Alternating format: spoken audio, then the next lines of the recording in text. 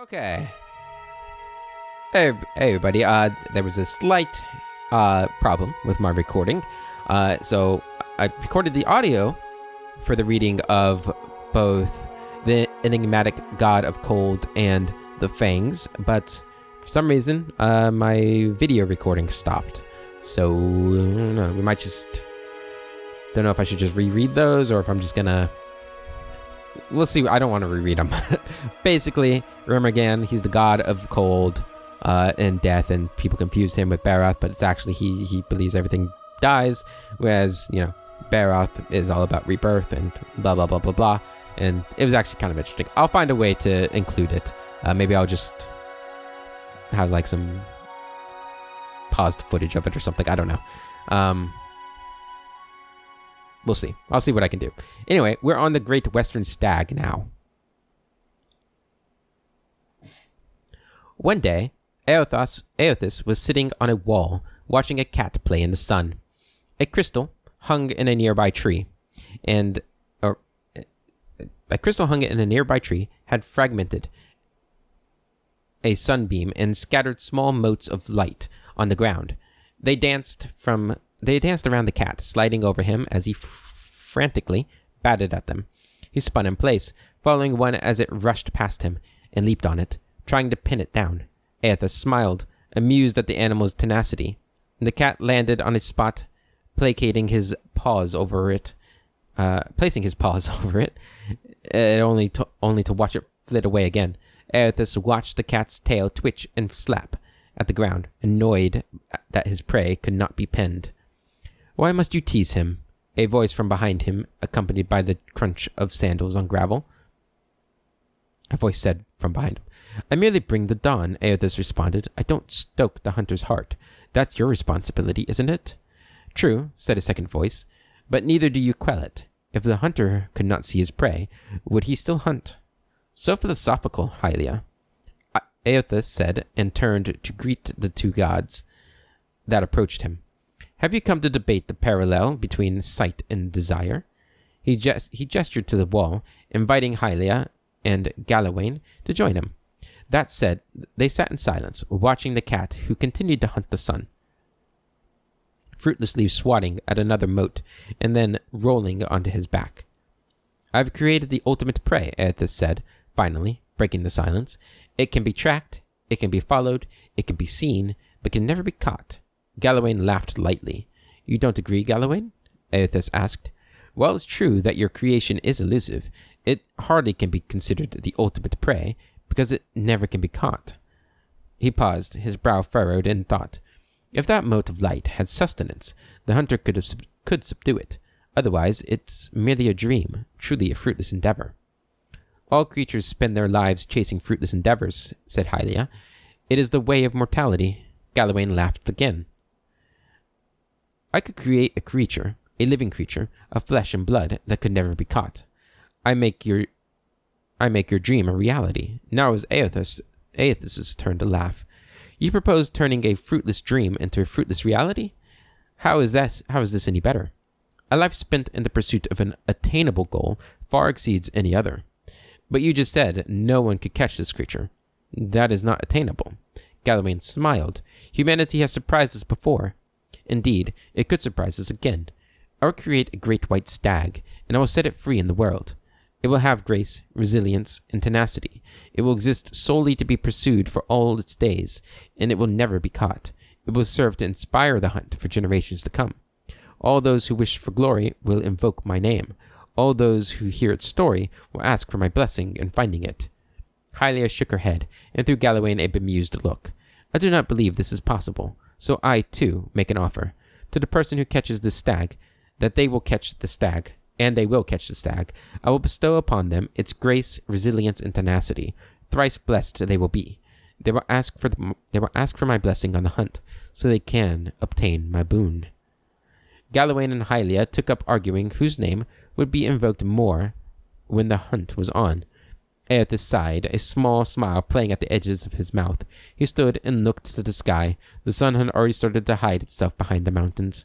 The cat, long ago tired of the stalking the motes, had fallen asleep beneath the trees. He turned and looked at the other gods, deep in debate, and sighed again. I merely bring the dawn, he repeated, as he made his way down the path. It is up to you to see what I reveal. Aethos is cool. I like him. Alright. Next. The Erosion Calendar. Alright, here we go. Anni Erosio, the new year. While only 150 years old, and of Valian origin as well, the Erosion Calendar is currently used throughout most of the Dyrwood and the surrounding areas. While the Dyrwood was using the Adhering Calendar until recently, they gave it up in favor of the Erosion Calendar. The transition was easy to get people to make, because the Adhering Calendar was hopelessly inaccurate. Erosio calculated that it takes the planet approximately 334 days to orbit the sun, so he took the 9 months of the Adhering Calendar and broke them into 16 months of 20 days each, with each season consisting of 4 months. The length of each month corresponds to how long it takes Balafa, one of our moons, to circle the planet. One of our moons, so they have multiple moons.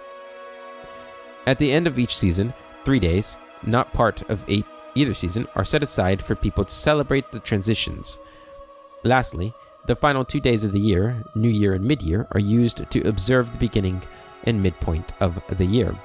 To prevent any confusion for the transition from the old calendar to the new, Erosio kept the year the same, so although the calendar has been in existence for 150 years, it is currently 2823 AI. Anni Erosio. Ah. Interesting.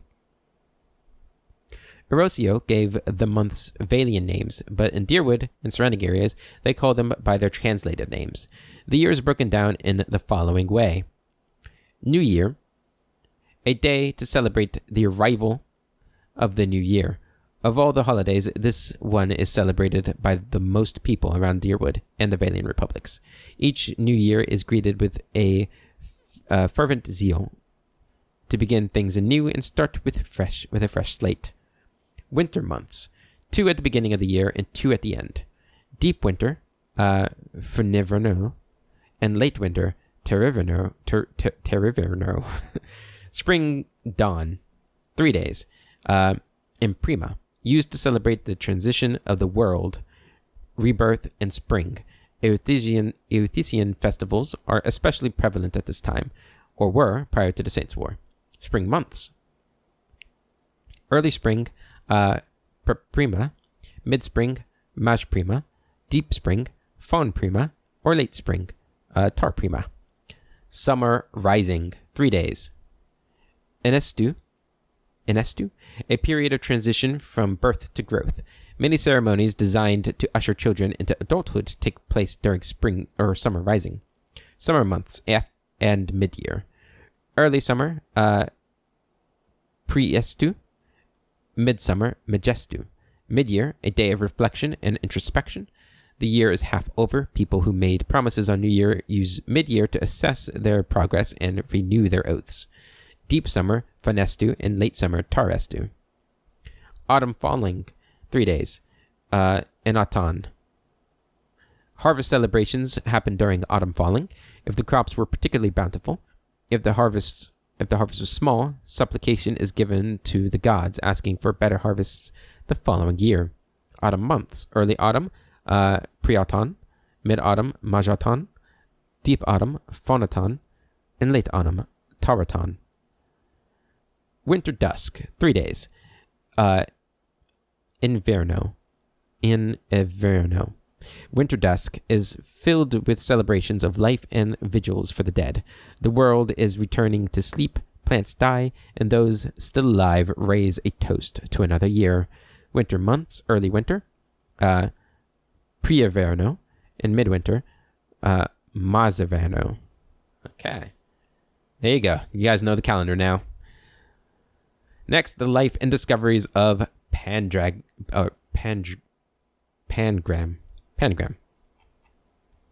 And I was hoping that these last books would be shorter.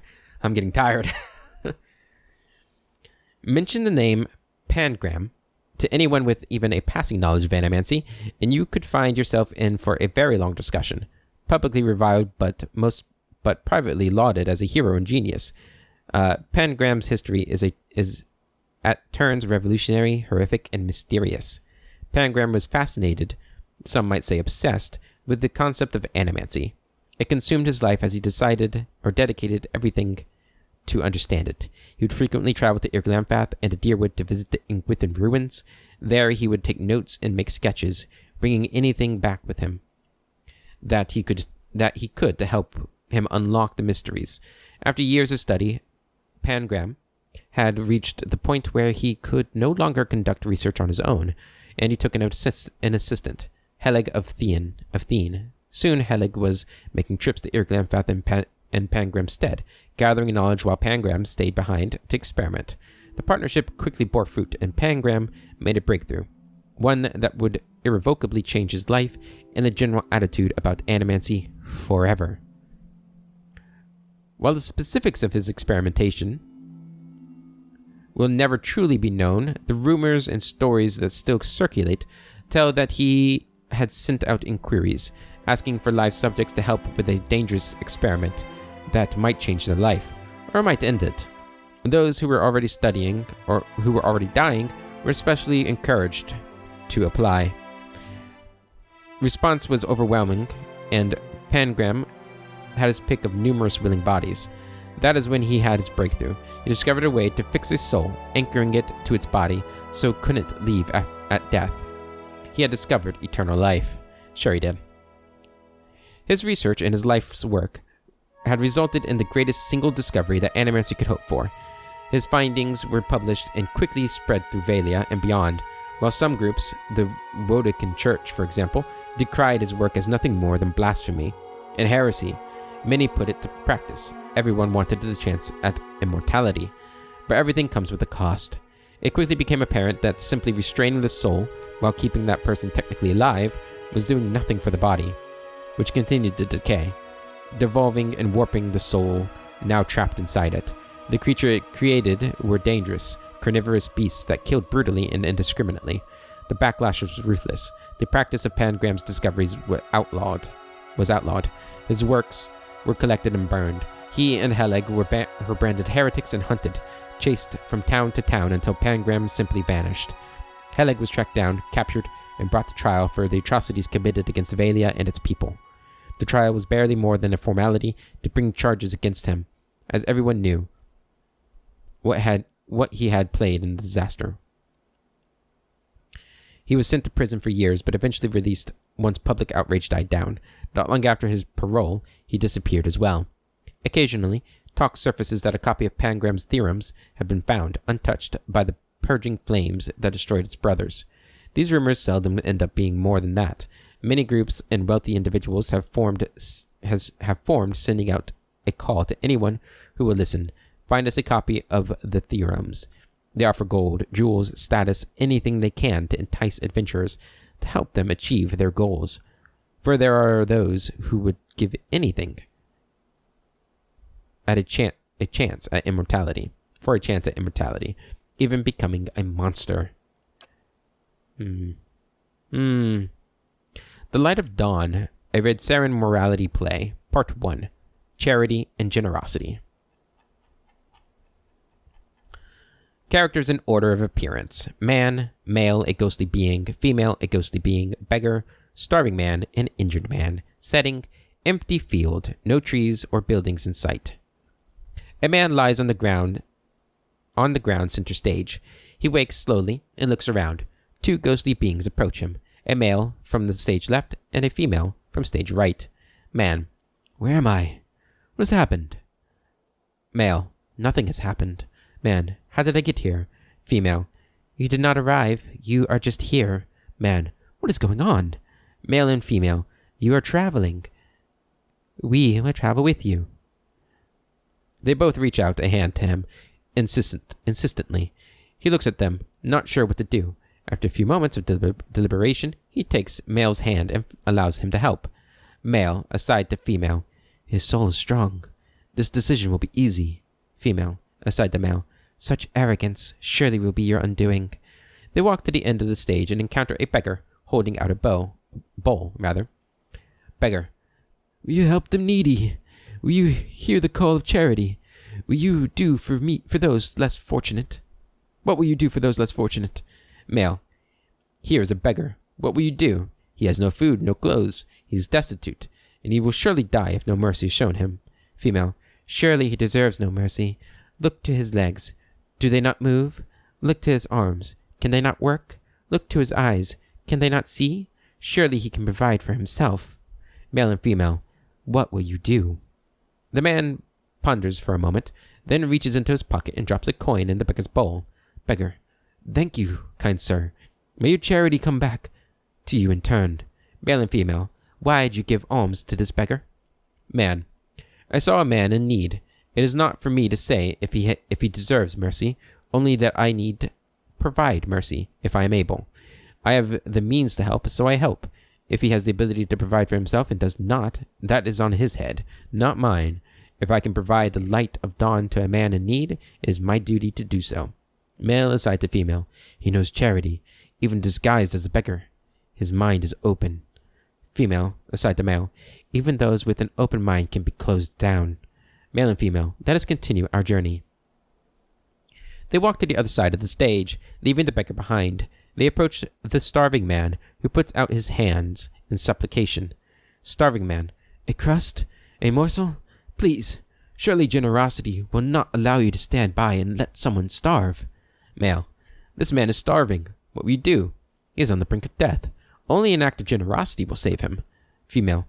What need has this man that he cannot provide for himself? Why should you turn over that which you earned to one who has done no such act, and who deserves nothing from you? Male and female. What will you do? Again the man considers what he will do. He reaches into his pocket and retrieves a piece of bread, and gives it to the starving man. Starving man. Thank you, good sir. May generosity be returned unto you tenfold. Male and female. Why did you give food to the hungry? Man. I saw a man who hungered.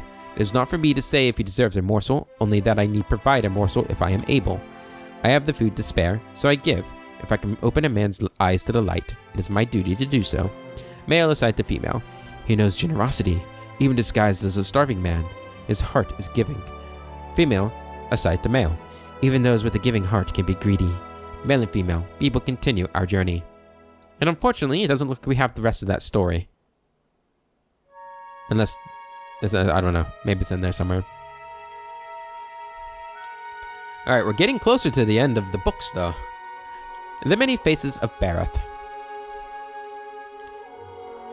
How fitting that we know the god of cycles, doorways, mortality, and inevitability as Barath, while the Valians know this very same god as Serono.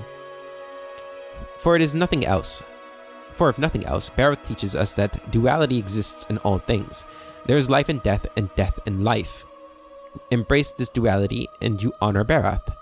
In the ruins of Irglanfath, Barath is depicted in the form of two semi-skeletal figures. I think we've read this book before. One male, one female. Bunin I Anku and Anku I Bunin.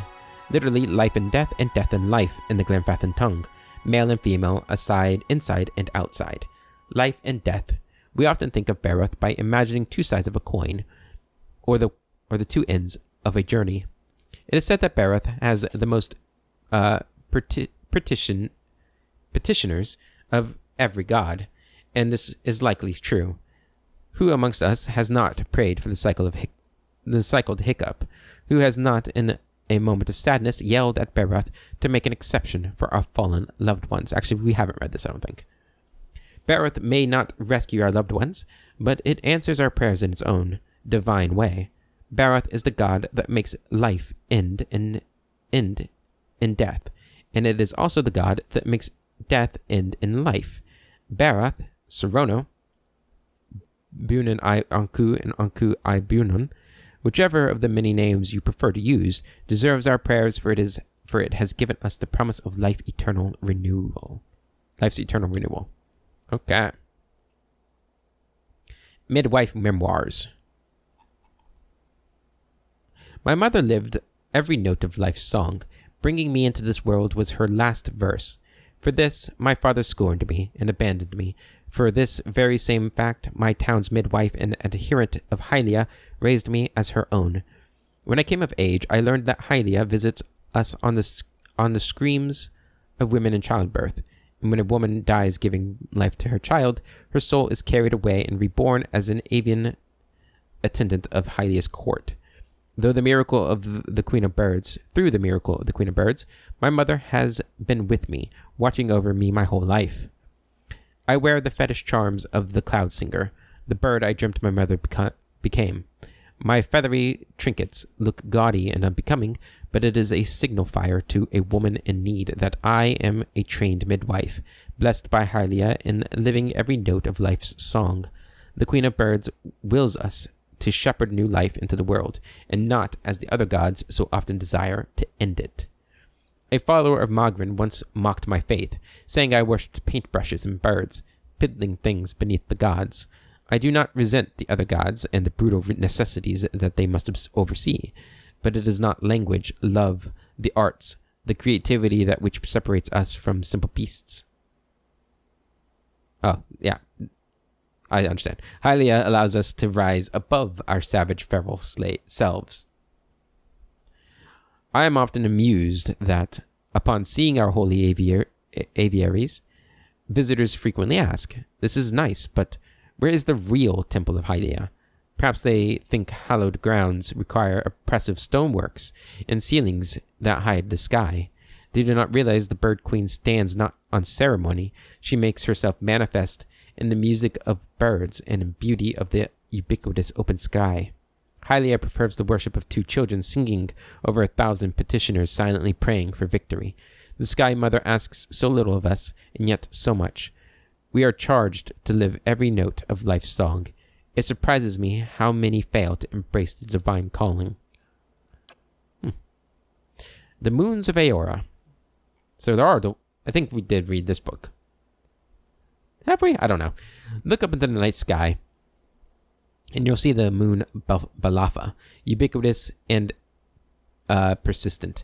She remains forever in the view, but also forever out of reach.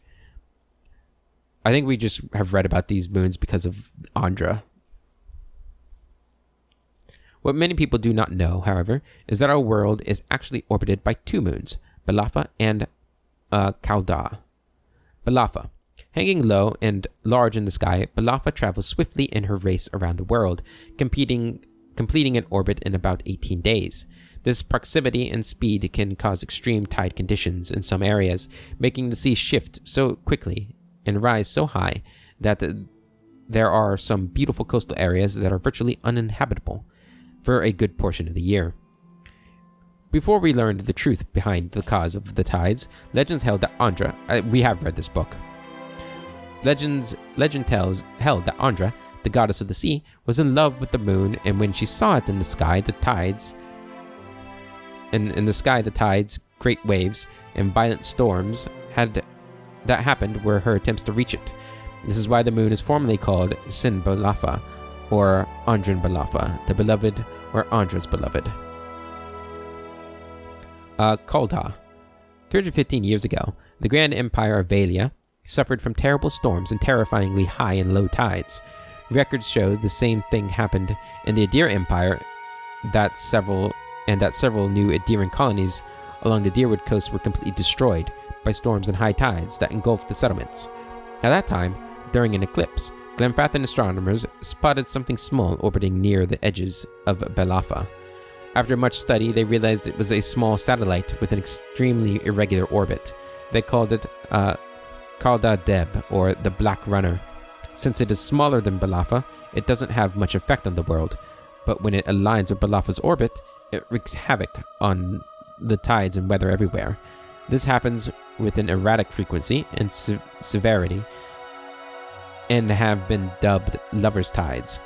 Kalda has been rolled into the Andra myth, and when they are both in sight, her desire to reach them is increased tenfold, which is what causes the terrible weather.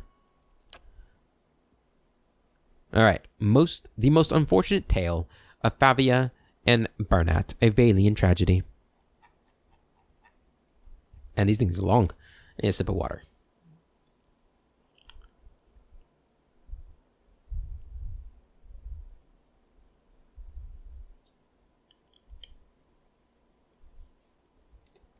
Okay. Scene. Leia watches Bernat approach Favia's tree, looking for her human form. Leia. I think that's right. We're just going to call it Leia. Behold, now comes the fun. That for which I have waited. His love is forfeit, her life is forfeit, and all I have worked toward shall be fulfilled. He says he knows his love. He says no force in the world could keep him from her. But what chance has force against guile? Never will he find his love, for she is no longer his love. The spell cannot be undone except by her death, and by then it will be too late. But wait, he has seen her. Leia steps back to observe. Favia. Pray, mortal, why have you come here? These woods are not for your kind. The affairs of men have no place at this tree. Leave. Leave ere your welcome lapses. Bernat. Foul creature, where is my love? What have you done with her? Always this has been the station for our encounters. Never before have I seen you. Where is my love? Answer. Answer ere my patience lapses. Favia. Fool! This is my land, and this is my tree. Your presence never before has been felt. Again I say to you, leave. My generosity will not be extended a third time. Leia steps forward again. Leia. Talk? Discussion? I know the way to hurry the conclusion of this tale. Leia takes a breath and extends her throat as if she's yelling. A scream comes from the copse of trees. A copse of trees where the Prigra stands. Bernat. My love! Bernat steps forward, brandishing his sword. Bernat. Prepare yourself, wretch, for not even death can stand between me and my love. I will have her from you, or you will meet your end. Bernat moves toward Favia, who closes the fight. They fight. During the fight, Bernat is grievously injured as he delivers the killing blow to Favia. She falls to the ground, and as she dies, the spell on her breaks, transforming her back into her Dilimgan form. Favia. Bernat, Bernat, my love, what have you done to me? What was it I said? What was it I did? Has our love soured in your heart? Bernat. Favia, my love, my life. What foul sorcery has befallen you? How have you come to be laid low by my hand? Fie, fie to the gods for such treachery. Fie to all who stood in our way.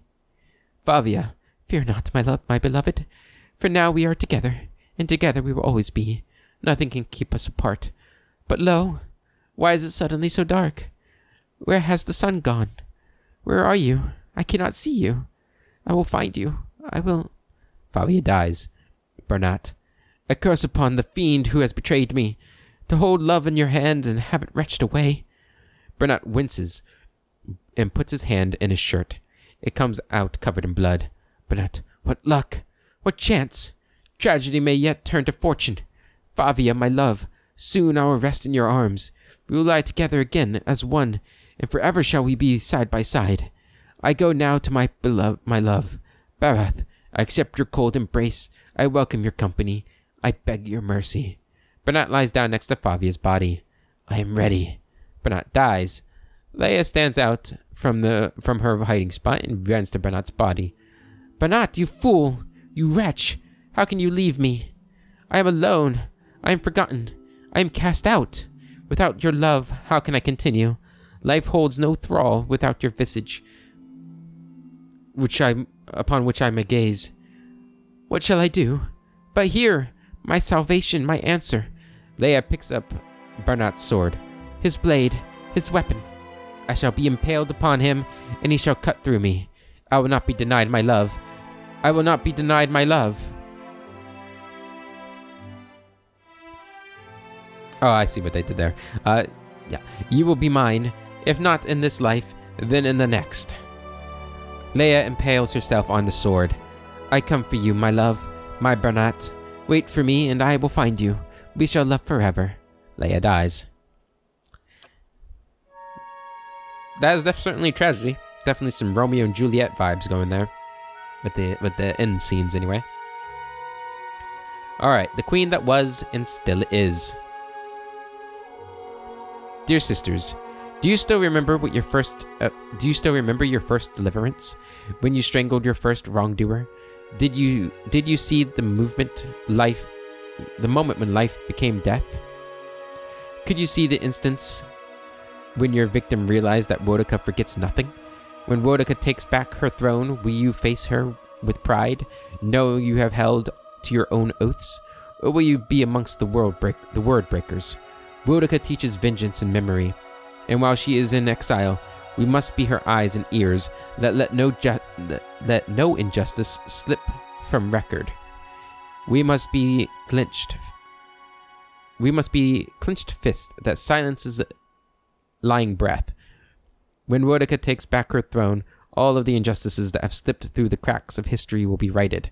The villains hiding in plain sight amongst the innocent will feel the burned queen's choking grasp. Pray that you live to see the day when you will join our queen in this cleansing of the wicked.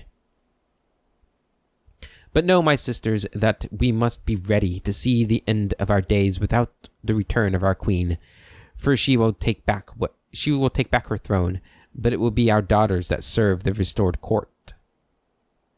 We must continue to live as we have always lived, hated by the other faiths. Even though we place justice above our own well-being, at least the empire of Adir still holds our creed in proper esteem. It is a proper sign of respect. By imperial custom, our clergy must oversee a contract for it to be legally binding, for who else understands the value of remembering one's oaths than Boudica's faithful? And let us not count our current blessings, for we still enjoy the support of the Paladin Order of the Steel Garrote. They too understand that society is built and broken in the oaths and rules of its people. When Boudica takes back her throne, my family will know that I was right to commit my life to the exiled queen. When Boudica takes back her throne, the Strangler will stop being a story told to frighten our daughters, but a hero woven into parables that teach our children justice. When Boudica takes back her throne, she will bring her flawless memory with her. Every transgression, every crime, every injustice will be revealed. When Boudica takes back her throne, even gods won't be spared their due retribution. The Sea and Her Love. This is my kind of book right here. Traditional Andrite hymn. It's interesting that's got like a little thing on it. The sea beheld her love, shining bright from on high. She bade him come down from this place, from his palace in the sky. Her love could not be swayed, so she took a peace into her heart, and all who saw her grief that day sleep in her bosom still. Nice and simple. I like it. The White That Wins. Oh my goodness.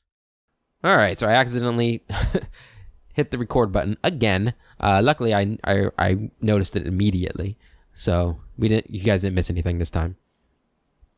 Okay, so The White That Wins. How long have I been wandering? I can no longer tell. The days in endless white, the cold breath of the wilderness biting at my neck. All I feel is the insistent hand of the wind pushing me forward. Where is it taking me? Where did it start? On the boat? Was there a boat? I remember one. A storm? And disaster? If I dwell on it long enough, my mind rebels. So I walk, and she appears to me. How many times has it been? Once? Have I seen her before, or is this the first time? Did she ever leave? All my mind can do is ask questions. Each question leads to another question. The answers frighten me, so I walk. She stands with her head cast down. Long white hair hangs in front of her face, obscuring it from my view. She holds out a hand, pale, thin, palm up. She wants my help. She wants my soul. Something screams inhumane and primal. It overtakes me from behind, wrapping me in terrifying blankets of sound. My skin contracts as chills course through me. I turn my face to I turn to face my pursuers and see only a vast white emptiness. She is gone, like every time before. Was this the first time? Has she gone before? My stomach answers with a growl. Hunger. The beast consumes me from the inside, and there is no stopping it. I must eat. I see water. Am I seeing it now? Is this a memory? Confusion slips its fingers inside my head and murmurs softly. I cannot quite hear it. I strain to no avail. The water remains. It must be here. I drop to my knees and hear the whisper light crack of the ice beneath my knees. I am sitting in the lee of an ice mountain. The protection it provides does little to prevent the wind from driving the pins of snow into my flesh. I am shaking. Where is my left hand? I move it. Nothing. I look down and see it moving. It is wet and caked with ice. My head falls back against the ice, and I press the edges of my memory. My brain whispers back with a soft crackling sound and a scream. Wood on wood, tearing, cracking. I close my eyes against the onslaught. She appears before me again. Again? Time fragments and blows around me like the snow that obscures my vision. I am walking. My hand is on fire. I feel the needles piercing my fingers as she reaches hers out to me. She raises her head, black eyes staring blankly. Her mouth opens and closes, but if she speaks, I cannot hear it. She screams again, closer this time. If I still had emotions, I would be quaking. I turn, as I have so many times before, to see what monster has found me, and she is there behind me. She puts her hand on my chest. The cold burns me through my clothes. She leans in. Her mouth presses against my ear. We are waiting. I open my eyes. I lie on the ground. I see torn fabric, rocks, a broken wooden box. An unsuccessful campfire. Where did it come from? Did I make it? How did I get here? I roll onto my back. Unable to stand, exhaustion sits on my chest and holds me down. She stands above me. I see frozen tears on her cheeks. She does not move. She does not threaten me. But I know this is the end. Her mouth opens. The inhumane scream that erupts from it within her digs through the blackness that shrouds my mind, and I see her. The wood that tore beneath her feet. The water that swallowed her. She fades, replaced by the face of the devil that has followed me. Was it always there, in my madness? Did I view it in a different form? Is anything in my mind true? Time bleeds. My vision shimmers, distorting the face that approaches. Its dark eyes watch closely as it walks forward. Its fur is matted and stained. Its fangs glisten in the fading light. Its enormous hands, tipped with jagged blades, rise above my head. I close my eyes. I am coming. All right. That was an intense one. I like that one a lot. The White That Wins. I don't want to go to that region ever. I wonder where Avowed's going to take place. Because it's on this world, right? I wonder where and when it's going to take place. Judging by the name, it's not going to be like a sequel to this game. Or these games. It's just going to be set in the same world, I imagine. Alright. Tides and Moons, a Natural Historian's Accounts. I think we've read this one.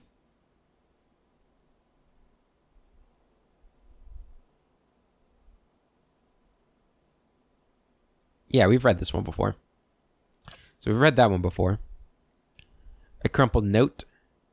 And if we get into notes, I think we're done. Book of Verses.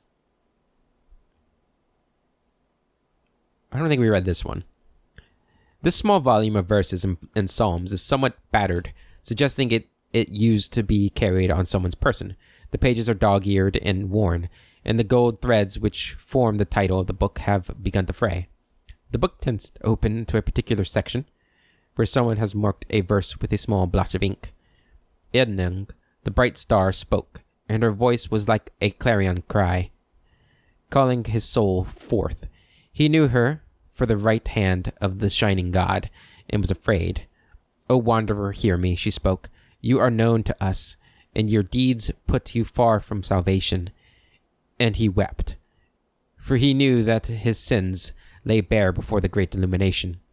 Then Sargamus spoke, and his voice swept forth with the heat and force of the bright day's sun. Weep not, for the child of light has forgiveness, even for you, if you will embrace him. Harmkey knelt before them, then resolved to save himself, and asked what he must do. And Modgun spoke. Her voice was like the songbird's final hymn, bidding farewell to today's light. What darkness lies within you? You must cast into his light.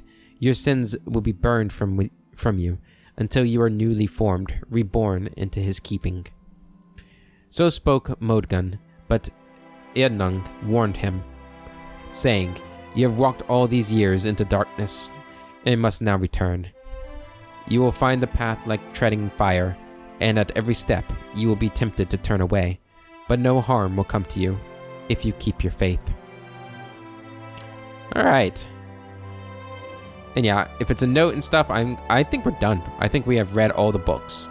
All these are journals and stuff and notes that we should have read. I don't know if I actually have read them all, but to be honest, my voice is tired, guys. I need a break. Yeah, I think we've read all the important stuff.